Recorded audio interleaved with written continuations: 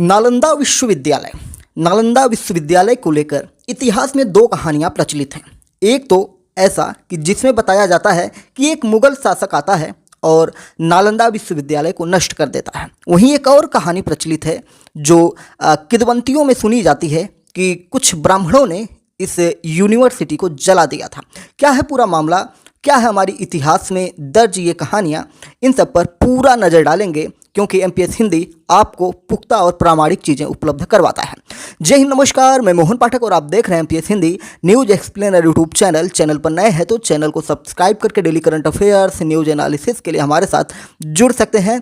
और हाँ, फेसबुक पर अगर आप हमें सुन रहे हैं तो फेसबुक पेज को फॉलो कर सकते हैं, अपने दोस्तों में शेयर भी कर सकते हैं क्योंकि ये कहानियाँ सिर्फ कहानियाँ नहीं है, आपको बहुत ही ज़्यादा ज्ञान प्रदान करने वाली हैं।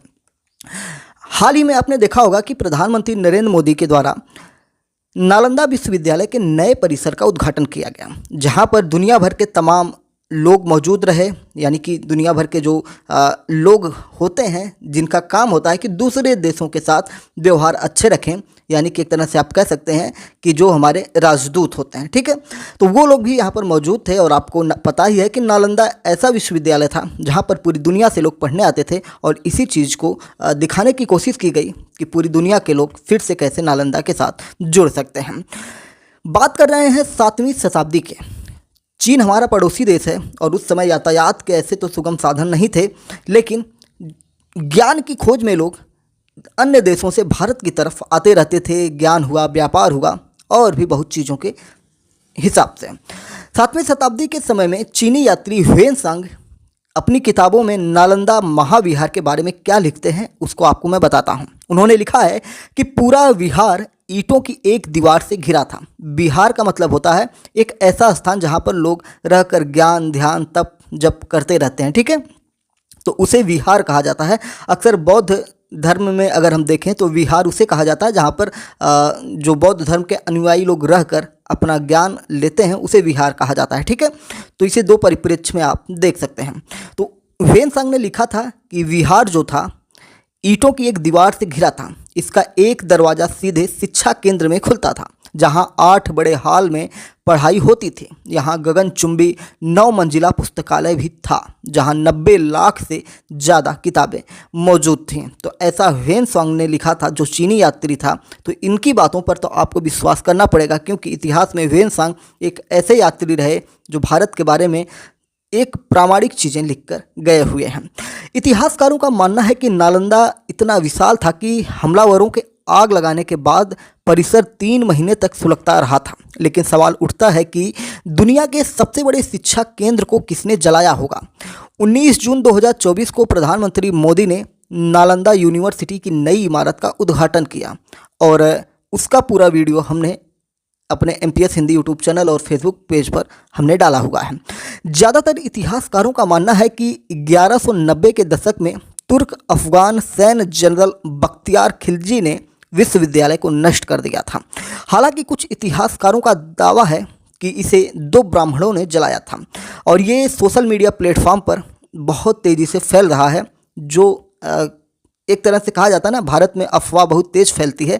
तो इसी को आज हम जानने की कोशिश करेंगे कि क्या ब्राह्मणों ने इसे जलाया था या बख्तियार खिलजी जो तुर्क अफगान सैन्य जनरल था। अब बात करते हैं हिंदू शासक के कि नालंदा विश्वविद्यालय किसने बनवाया होगा। तो नालंदा यूनिवर्सिटी की ऑफिशियल वेबसाइट के मुताबिक 427 ईस्वी में सम्राट कुमार गुप्त ने नालंदा में दुनिया के पहले आवासीय विश्वविद्यालय की स्थापना की थी। यानी कि जो हॉस्टल कल्चर आज आप देखते हैं कि विद्यालयों में हॉस्टल हैं, तो दुनिया में पहला हॉस्टल वाला अगर कोई विश्वविद्यालय बना था तो वो था नालंदा यूनिवर्सिटी। और ये 427 ईस्वी में बना था और इसे सम्राट कुमार गुप्त के द्वारा बनवाया गया था। इसका नाम नालंदा महाविहार रखा गया। गुप्त काल के अन्य शासकों जैसे वालादित्य, तथागत गुप्त इत्यादि ने भी नालंदा का निर्माण करवाया। गुप्त वंश के शासक धर्मनिष्ठ हिंदू थे। 6वीं शताब्दी तक नालंदा एक बड़े शिक्षा के केंद्र के तौर पर विकसित हो गया था। 8वीं और 9वीं शताब्दी में पाल वंश के संरक्षण में नालंदा को दुनिया भर में पहचान मिल जाती है। 12वीं शताब्दी के अंत तक यानी लगभग 800 साल नालंदा महाविहार फला फूला और ज्ञान की गंगा बहाते रहा। भारतीय गणित के जनक माने जाने वाले आर्यभट्ट के बारे में अनुमान लगाया जाता है कि वे 6वीं शताब्दी की शुरुआत में नालंदा विश्वविद्यालय के प्रमुख थे, यानी कि वहाँ के एक तरह से आप समझ सकते हैं कि जिस प्रकार से आज हम समझते हैं कुलपति हैं, तो उस प्रकार से आप समझ सकते हैं कि वो नालंदा विश्वविद्यालय के कुलपति रहे होंगे। ठीक है। इतिहासकार A.L. बाशम अपनी किताब the wonder that was India में लिखते हैं, बुजुर्ग संत और मठाधीश शीलभद्र के नेतृत्व में नालंदा में वेद, हिंदू दर्शन, तर्कशास्त्र, व्याकरण और चिकित्सा की शिक्षा दी जाती थी। नागार्जुन, दिगनाग और धर्मकीर्ति जैसे महान दार्शनिक इसी विश्वविद्यालय के छात्र रहे हैं। नालंदा महाविहार के द्वारपाल भी विद्वान थे यहाँ, यानी कि नालंदा में सिर्फ बौद्ध छात्र नहीं बल्कि कठिन मौखिक परीक्षा पास करने वाले अन्य धर्मों के उम्मीदवारों को भी प्रवेश दिया जाता था, यानी कि जाति पाति ऊंच नीच से अलग था।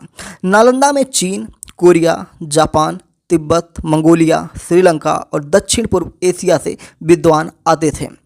उन्होंने यहाँ के माहौल, वास्तुकला, शिक्षा और शिक्षकों के बारे में लिखा है, जैसा कि हमने शुरुआत में ही चीनी यात्री ह्वेनसांग के बारे में बताया था। चीनी यात्री ह्वेनसांग 7वीं शताब्दी में भारत आए थे। उन्होंने लिखा, नालंदा में आवेदन करने वाले सिर्फ 20% छात्रों को ही प्रवेश मिलता था। पहली प्रवेश परीक्षा नालंदा महाविहार के द्वारपाल लेते थे।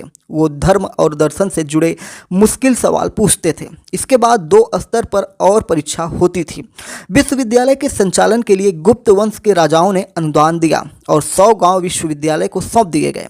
इन गांवों के 200 परिवार बारी बारी से विश्वविद्यालय की जिम्मेदारी उठाते थे। ह्वेनसांग करीब 5 साल नालंदा में रहे। 645 ईस्वी में 600 से ज़्यादा बौद्ध धर्म ग्रंथों के साथ चीन लौटे। इसके लिए उन्हें 20 घोड़ों की मदद लेनी पड़ी थी। आपको बता दें कि जो 100 गांवों का जिक्र यहाँ पर विश्वविद्यालय के लिए दिया जा रहा है या बताया जा रहा है ह्वेनसांग की अपनी पुस्तकों में, और इसमें बताया जा रहा है कि 200 परिवार ऐसे थे जो बारी बारी से विश्वविद्यालय की जिम्मेदारी उठाते थे। आपको अगर याद है, आपने अगर फुटेज देखा होगा या इसके नए परिसर के उद्घाटन के वीडियोस देखे होंगे तो उसमें आपने देखा होगा कि जब बिहार के मुख्यमंत्री नीतीश कुमार अपना संबोधन दे रहे थे, अपनी बातें रख रहे थे, उस समय उन्होंने इस बात का जिक्र किया था कि जिस प्रकार से प्राचीन काल में यहाँ के आसपास के गांव नालंदा विश्वविद्यालय से जुड़े थे, भविष्य में उन गांवों को फिर से नालंदा विश्वविद्यालय से जोड़ने की कोशिश की जाएगी, जिससे नालंदा विश्वविद्यालय और पुष्पित और फलित हो जाए और साथ ही साथ उन गांवों का भी विकास नालंदा विश्वविद्यालय के जरिए जुड़ जाए, यानी कि गांवों को फिर से नालंदा विश्वविद्यालय के साथ जोड़ने की कोशिश की जाएगी, ऐसा उनके द्वारा किया गया, कहा गया। ठीक है। बौद्धों के ज्ञान का सबसे बड़ा सोर्स नालंदा था, यानी कि जो बौद्ध धर्म था, बौद्ध धर्म महात्मा बुद्ध, गौतम बुद्ध के द्वारा स्थापित किया गया था और उसका सबसे बड़ा सोर्स, यानी कि एक तरह से कहा जाए कि बौद्ध धर्म का प्रचार प्रसार नालंदा विश्वविद्यालय के जरिए हुआ था। द लाइफ ऑफ ह्वेन त्सोंग, यानी कि जो ह्वेनसांग थे उन्होंने क्या लिखा है उसके बारे में हम जानेंगे। चीनी यात्री सामन हुई ली ने अपनी किताब द लाइफ ऑफ ह्वेनसांग में कुछ बातें लिखी हैं। ठीक है। ह्वेनसांग के बारे में लिखा गया है सामन हुई ली के द्वारा। नालंदा में सुंदर सजी मीनारें, परी जैसे सजे बुर्ज और बहुमंजिला भवन थे, जिनके ऊपर के कमरे बादलों से भी ऊपर थे, यानी कि इतने बड़े बड़े वहाँ पे कमरे बनाए गए थे। नालंदा अपने विशाल पुस्तकालय के लिए जाना जाता था।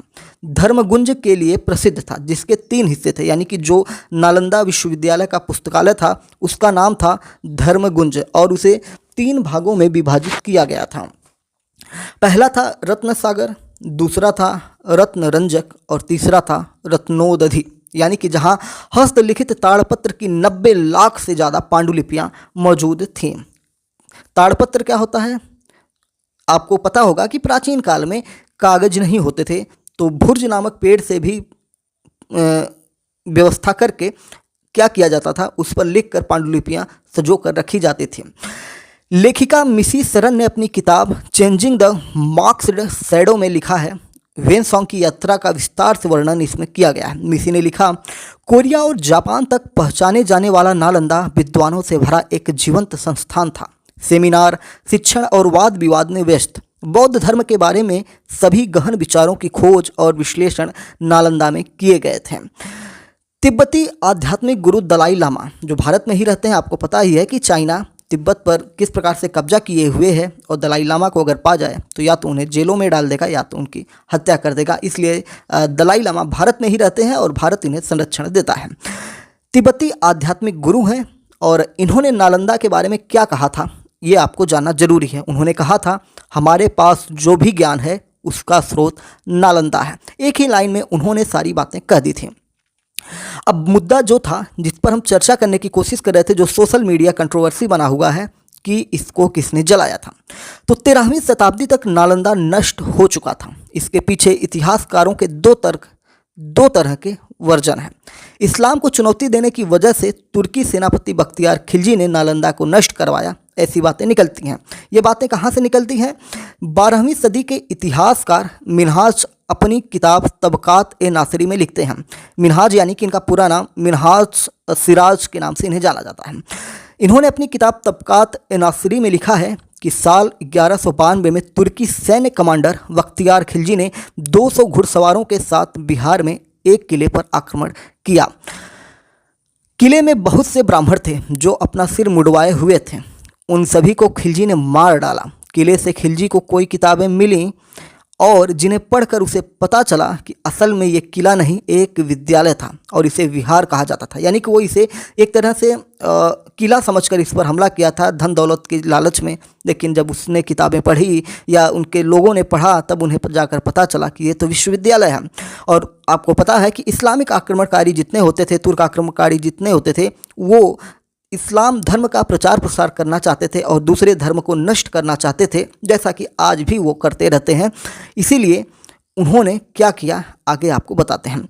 तिब्बती भिक्षु धर्म स्वामिन ने 1236 ईस्वी में नालंदा की यात्रा की। उनके मुताबिक तुर्की हमलावरों ने बिहार के बौद्ध मठों और विहारों को तोड़ा और लूट लिया। मठों के पत्थरों को गंगा में फेंक दिया। किताबों और ग्रंथों का भी यही हाल किया। 1235 ईस्वी तक नालंदा जो था उजड़ गया था, यानी कि तोड़ दिया गया था। अब हम बात करते हैं उस कहानी की जिसमें ब्राह्मण और बौद्धों के बीच विवाद होने के कारण कहा जाता है कि ब्राह्मणों ने इसमें आग लगा दी। यानी कि अगर आपको बताएं कि बौद्ध धर्म जो है और जो ब्राह्मण धर्म की बात की जा रही है, जो सनातन परंपरा से ही दोनों निकले हुए हैं। और एक समय ऐसा आया था जब ब्राह्मणवादी परंपराएं बहुत ज़्यादा हावी हो गई थी, कर्मकांड बहुत ज़्यादा हावी हो गया था। उस समय गौतम बुद्ध, महावीर जैसे लोग निकलते हैं और इनकी कुरीतियों और बुराइयों को तोड़ते हुए एक नए धारा का प्रवाह करते हैं, जिनमें बौद्ध धर्म, जैन धर्म का प्रादुर्भाव होता है और भी बहुत सारे छोटे बड़े धर्मों का प्रादुर्भाव होता है। लेकिन जनमानस के द्वारा इन्हीं दोनों धर्मों को ज़्यादा स्वीकार किया जाता है। जैन धर्म को एक तरह से कहा जाए कि उच्च वर्ग के लोगों ने यानी व्यवसायियों ने ज़्यादा स्वीकार किया, लेकिन बौद्ध धर्म को किसानों ने, गरीबों ने ज़्यादा स्वीकार किया। जैन धर्म क्या था? अहिंसा पर बहुत ज़्यादा जोर देता था, लेकिन किसान जो होते थे खेतों में हल चलाते थे, काम करते थे, जिसमें अहिंसा को वो तवज्जो नहीं दे पा रहे थे। लेकिन बौद्ध धर्म में काफ़ी कुछ सहूलतें थी और जिसकी वजह से बौद्ध धर्म की तरफ आकर्षित होने लगे और बौद्ध धर्म का विस्तार बहुत तेज़ी से होने लगा। तिब्बती लामा तारानाथ के मुताबिक दो ब्राह्मण साधुओं और बौद्ध भिक्षुओं के बीच विवाद हुआ था। बाद में ब्राह्मण भिक्षुओं ने तंत्र सिद्धि हासिल कर नालंदा के पुस्तकालय जला दिए। यही बात सुप्पा खान पो की किताब पग समजोन जैग में भी लिखी है, लेकिन इसकी प्रामाणिकता कहीं सिद्ध नहीं हो पाती है क्योंकि इसके जो सोर्स हैं वो प्रामाणिक नहीं है। लेकिन जहाँ तक बात की जाए 12वीं सदी के इतिहासकार मिनहाज सिराज, जिनकी किताब तबकात नासिरी थी, मिनहाज सिराज एक ऐसे समकालीन इतिहासकार थे जो इनके साथ चलते रहते थे, इन्हीं के ही दल से थे। तो इनकी किताब को ज़्यादा प्रामाणिक मानी जाती है क्योंकि ये उसी खेमे के ही थे। बख्तियार खिलजी यानी कि इस्लामिक जो लोग थे उनके ही खेमे के थे, तो इसलिए इनकी बातों को ज़्यादा तवज्जो दिया जाता है। डॉक्टर रुचिका का वर्जन नालंदा को खिलजी ने नहीं जलाया ऐसा कहती हैं। आइए जानते हैं कि डॉक्टर रुचिका हैं कौन? नालंदा यूनिवर्सिटी के नए भवन के उद्घाटन के बाद मध्यकालीन इतिहास की जानकार डॉक्टर रुचिका शर्मा का एक वीडियो वायरल हो रहा है, जिसमें वो कहते हैं कि नालंदा को जलाना तो दूर, खिलजी ने हाथ तक नहीं लगाया था। इसके लिए वो दो प्रमुख थ्योरी देती हैं। उन्होंने पहली थ्योरी दी कि खिलजी ने नालंदा नहीं बल्कि उदंतपुरी मठ को ध्वस्त किया था। इसमें इन्होंने कहा कि मिनहाज सिराज जुजानी की किताब तबकात नासिरी में खिलजी के एक विहार पर आक्रमण का जिक्र मिलता है, लेकिन नालंदा नाम कहीं पर नहीं लिखा गया है।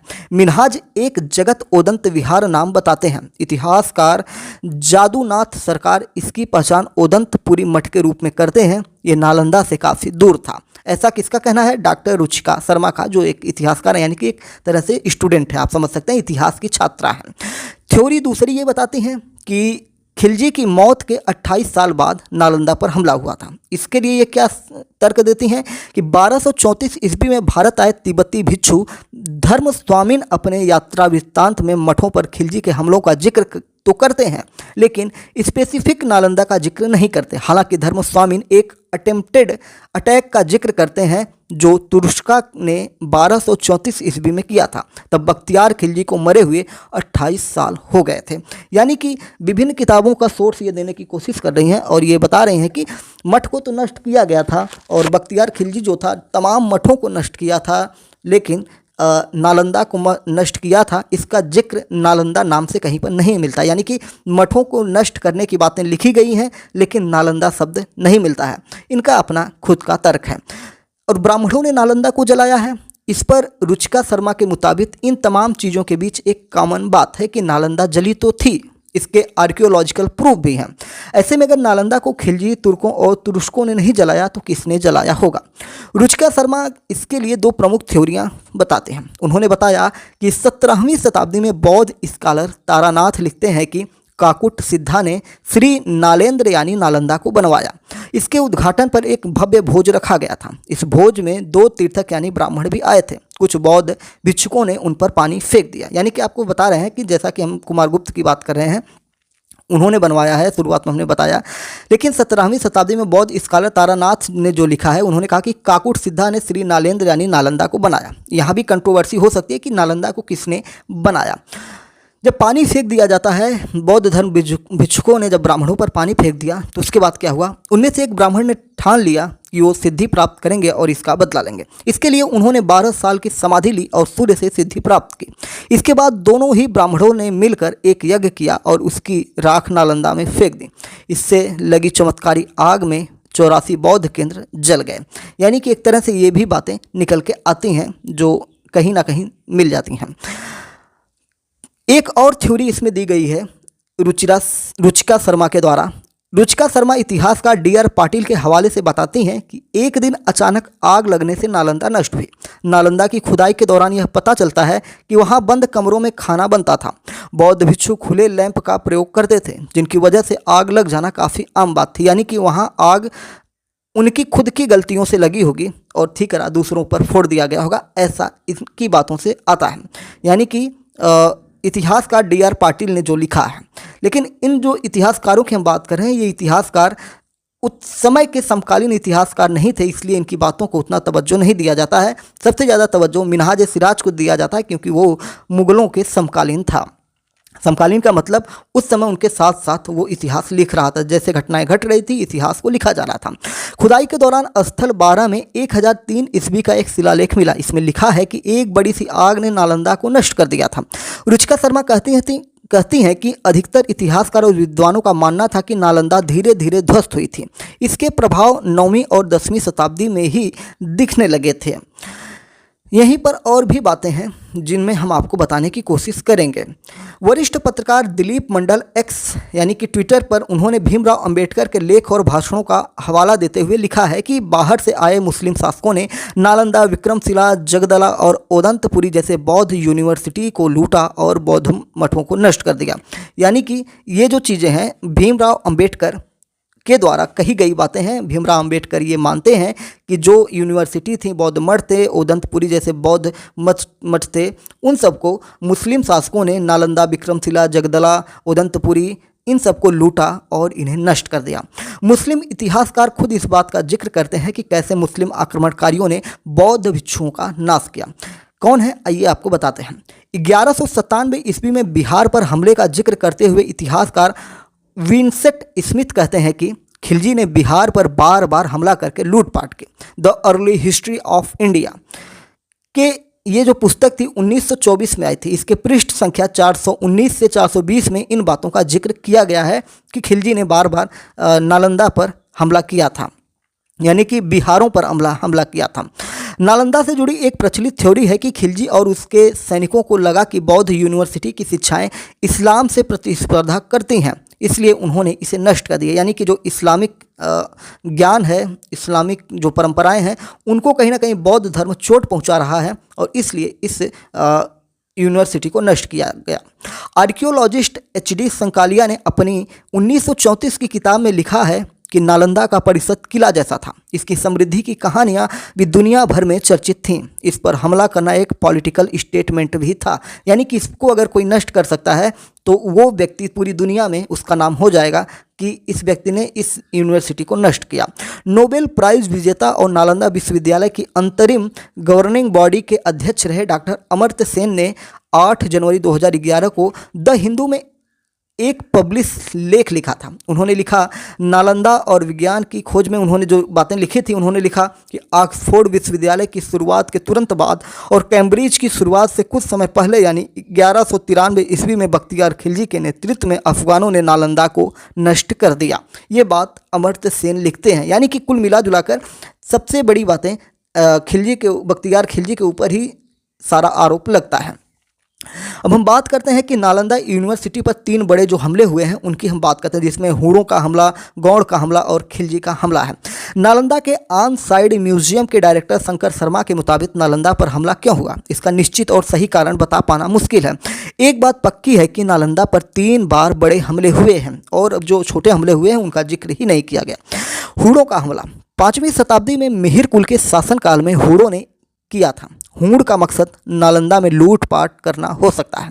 गौड़ का जो हमला हुआ था, अगर हम उनकी बात करें तो 7वीं शताब्दी के दौरान बंगाल के गौड़ राजा ने शैव हिंदू संप्रदाय और उस समय बौद्धों के बीच बढ़ते विरोध के चलते हमला किया हुआ था। वहीं खिलजी की अगर बात की जाए तो सबसे बड़ा हमला 1193 में बख्तियार खिलजी ने किया था। इसके बाद नालंदा तबाह हो गया।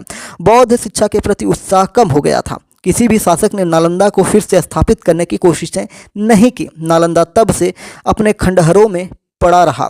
शंकर शर्मा बताते हैं कि जब खिलजी ने नालंदा पर आक्रमण किया तब भारत में बौद्ध धर्म लगभग पूरी तरह से खत्म होने की स्थिति में था। 8वीं शताब्दी ईस्वी से ही यूनिवर्सिटी को संरक्षण और सहायता देने वाला बौद्ध पाल राजवंश भी खत्म हो गया था। नालंदा की नष्ट होने की और भी कई वजहें मिलती हैं, जैसे कि राजघरानों से कम संरक्षण मिलना, विद्वान शिक्षकों का छोड़कर चले जाना और भी बातें निकलकर सामने आती है। इसमें हिस्टोरिकल रिकॉर्ड बताते हैं कि नालंदा को बीतते समय के साथ राजाओं से वित्तीय और अन्य तरह की सहायता मिलनी बंद हो गई थी। आर्थिक स्थिति बिगड़ने से संचालन मुश्किल हो गया था। वहीं नालंदा पर लगातार हो रहे हमले और लूटपाट के कारण विद्वान शिक्षक यूनिवर्सिटी को छोड़कर जाने लगे। इससे यहाँ शिक्षण स्तर कमजोर पड़ने लगा। नालंदा विश्वविद्यालय के समय में विक्रमशिला भी प्रमुख शिक्षण संस्थान था। दोनों एक दूसरे के प्रतिस्पर्धी हो गए थे। केवल हमलावरों ने ही नहीं बल्कि धार्मिक संप्रदायों ने भी नालंदा पांडुलिपियों को लूटने का काम किया था। वहीं ये भी बातें निकल के आ रही हैं कि नालंदा विश्वविद्यालय में समय समय पर हुए लगातार हमलों की वजह से यहाँ पढ़ने वाले छात्रों के मन में डर पैदा हो गया। इस कारण नालंदा में छात्रों की संख्या में लगातार गिरावट आती गई। साथ ही साथ हिंदू धर्म और बौद्ध धर्म के बीच धार्मिक संघर्ष की स्थितियां बन रही थी। इस कारण यह था कि हिंदू संप्रदाय नालंदा क्षेत्र में अपने धार्मिक सिद्धांतों को स्थापित करना पसंद करते थे और बौद्ध इसका विरोध कर रहे थे। मगध क्षेत्र में राजनीतिक अस्थिरता थी जिसका असर विश्वविद्यालय पर भी पड़ा। यानी कि हिंदू और बौद्ध दोनों धर्मों में जो विवाद थे उनको लेकर ये चीज़ें निकल कर आई हैं। बाबा साहेब अम्बेडकर यूनिवर्सिटी के प्रोफेसर आनंद सिंह ने नालंदा महाविहार पर decline of Nalanda research paper और नालंदा अ ग्लोरियस पास्ट नाम की किताब लिखी है। Professor Anand decline of Nalanda में लिखते हैं कि धर्म स्वामीन 6 महीने तक नालंदा में रहे। नालंदा में एक समय 7 मंदिर, 14 बड़े और 84 छोटे विहार थे जिन्हें मुस्लिमों ने नष्ट कर दिया था और उनकी देखभाल या संरक्षण के लिए वहाँ पर कोई नहीं बचा था। केवल 2 विहार था जिन्हें धा ना बा और घू ना बा ही इस्तेमाल के लायक बचे थे। साथ ही पूर्वी और पश्चिमी द्वार के साथ महाविहार दीवारें अस्तित्व में थी जो तारा और अन्य देवताओं के चित्रों से सजी हुई थी। हजारों बिच्छू वहां से भाग गए थे। वहीं प्रोफेसर आनंद बताते हैं कि इसमें कोई शक नहीं है कि बख्तियार खिलजी और उसके सैनिकों ने नालंदा को जलाया था। आर्कियोलॉजिकल सर्वे में सबूत मिले हैं कि खुदाई में मिले 2/3 मठों में आग लगा दी गई थी। ऐसा एक बार नहीं, समय के साथ कई बार हुआ था। आखिरी बार इसे 1235 ईस्वी में जलाया गया था। इसके बाद भी यहाँ के लोगों ने फिर से इसे विकसित करने की कोशिश की, लेकिन असफल रहे। तारानाथ ने अपनी किताब में नालंदा में हुई आगजनी की एक घटना का जिक्र किया है। इसमें 2 तीर्थिका यानी कि तिब्बती ब्राह्मणों की बात की गई है और कुछ श्रमणा यानी कि बौद्ध भिक्षुओं के बीच झगड़ा हो गया, ऐसी बातें की गई थी। इसके बाद तीर्थिका आग के गोले नालंदा के एक मठ पर फेंक देते हैं, जिससे आग लग जाती है। बाद में उस पर काबू पा लिया जाता है। इस घटना से नालंदा के नष्ट होने का ताल्लुक नहीं है, यानी कि आग लगाई गई थी लेकिन उस आग से कोई बड़ी घटना नहीं घटी थी, ना ही नालंदा जला था। ऐसा जिक्र प्रोफेसर आनंद तारानाथ की किताब को कोट करते हुए बताते हैं। नालंदा यूनिवर्सिटी को ब्राह्मणों ने तुड़वाया, इसका कोई प्रमाण नहीं मिलता है। ये बातें बताते हैं नालंदा विश्वविद्यालय के मौजूदा कुलपति प्रोफेसर अभय सिंह। प्रोफेसर अभय सिंह कहते हैं कि प्राचीन नालंदा विश्वविद्यालय को ब्राह्मणों ने तुड़वाया, इसका कोई भी प्रमाण नहीं प्राप्त हुआ है, जबकि बख्तियार खिलजी द्वारा नालंदा यूनिवर्सिटी को जलाए जाने का एक प्रमाण मौजूद है। इस कंट्रोवर्सी में ज़्यादा जाने से कोई लाभ नहीं है। इतना बड़ा इंस्टीट्यूशन जब अनसेफ हो गया और उस पर कई हमले हुए, आग लगा दी गई, तब लोग उसे छोड़कर चले गए। 3-4 आक्रमण रिकॉर्ड हैं। ऐसी स्थिति का विनाश तो एकदम से नहीं हुआ, धीरे धीरे लोग छोड़कर चले गए, जिसके कारण विनाश हुआ। कुछ लोग मानते हैं कि 2 ब्राह्मणों द्वारा आग लगा दी गई, लेकिन इसका कोई प्रमाण प्राप्त नहीं होता है।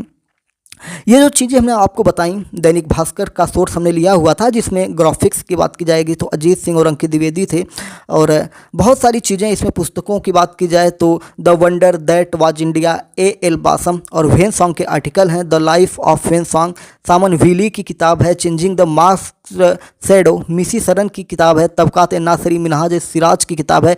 पगसम जोन जैंग सुम्पा खानपो की किताब है। बायोग्राफी ऑफ धर्म स्वामीन का सोर्स लिया गया था। History of Buddhism in India Taranath का सोर्स लिया गया था। The antiquarian remains in Bihar D.R. Patil का सोर्स था। The early history of India Vincent Smith का सोर्स था। University of Nalanda H.D. Sankalia का सोर्स था। Decline of Nalanda professor Anand की पुस्तक थी, उसका सोर्स लिया गया। साथ ही साथ Nalanda glories past professor Anand की पुस्तकों से लिया गया है। यानी कि सब मिला जुलाकर हमने यहाँ पर 13 किताबों का सोर्स लिया। साथ ही साथ एक जो नालंदा की अपनी खुद की वेबसाइट थी, उनका हमने यहाँ पर सोर्स लिया था। साथ ही साथ दैनिक भास्कर के विशेष सहयोग से हमने ये बातें आप तक पहुँचाई। यानी कि कुल मिला जुलाकर जो नालंदा विश्वविद्यालय है, एक बहुत बड़ा शिक्षा का केंद्र था और जिसे नष्ट कर दिया जाता है। तो नालंदा विश्वविद्यालय कैसे तबाह हुआ, 1500 सालों की पूरी कहानी हम आपको बताने की कोशिश कर रहे थे, और अभिषेक गर्ग, मनोज थायत जैसे लोगों द्वारा इस आर्टिकल को संरक्षित किया गया और इस ज्ञान को पूरी हिंदी भाषी क्षेत्र में प्रसारित करने का काम किया गया, और मैं सिर्फ एक माध्यम था जो आप लोगों तक ये बातें पहुंचाने में शायद कामयाब हो पाया। तो चलिए फिर मिलते हैं एक बड़ी अपडेट के साथ। आज तो हमने इतिहास लिया, लेकिन आपको हम ज़रूर बताएंगे कि अभी आपने देखा कि राज्यसभा में बीजेपी के जो अध्यक्ष थे, पूर्व अध्यक्ष अब कहा जा सकता है, JP नड्डा, उन्हें राज्यसभा में नेता सदन के तौर पर भेजा गया है। उसके बारे में हम आपको डिटेल में ज़रूर बताएंगे, लेकिन एक अलग वीडियो के माध्यम से। और राज्यसभा कैसे चलेगी, सब कुछ नड्डा की सलाह पर होगा। कितना ताकतवर होता है नेता सदन, और नेता सदन के कार्य क्या होते हैं, सदन का नेता कौन होता है, इनकी जिम्मेदारियां क्या होती है, कितनी इनकी सैलरी होती है, सब कुछ हम एक सेपरेट वीडियो में आपको ज़रूर बताएंगे। तो फिर से आपको बताना चाहूँगा, याद दिलाना चाहूँगा, अगर आप चैनल पर नए हैं तो MPS हिंदी को सब्सक्राइब करिए। फेसबुक पर अगर आप हमें सुन रहे हैं मोहन पाठक फेसबुक पेज पर, तो आप उसको भी फॉलो कर सकते हैं। जय नमस्कार, भारत माता की जय। और अपने विचारों को भी कमेंट बॉक्स में बताइए कि हमने जो जानकारियाँ आप तक उपलब्ध करवाई हैं वो आपको कैसी लगी।